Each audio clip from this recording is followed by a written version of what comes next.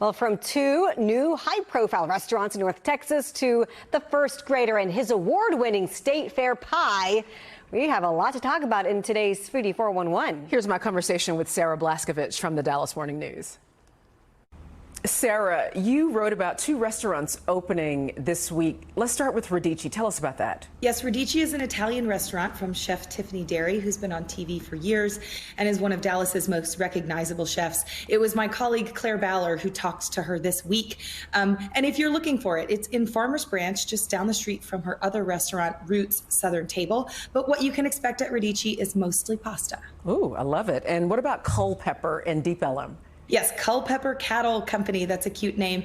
It opened in a more than 100-year-old building in Dallas. This is the same Culpepper that has been open in Rockwall for more than 40 years, so it's finally making its way to Dallas. Culpepper is a steakhouse, Tex-Mex restaurant, and home cooking spot in one.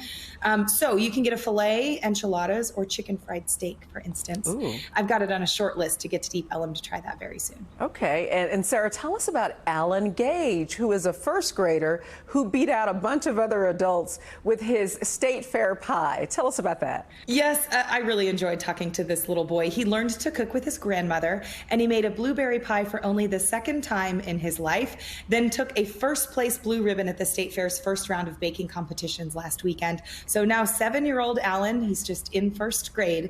He'll go on to bake again in October during the State Fair, and he will bake against adults. So we'll be rooting him on.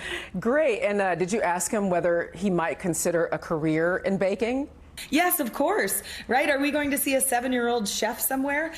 He said he's willing to sell his pies to friends in the neighborhood. Ooh. And in a cute moment during our interview, I asked how much one of those pies would cost. And he said, almost without pause, $42 each. Well, sounds like he's going to be a great businessman. Thank you so much, Sarah. I agree. We'll see you again soon. See you soon.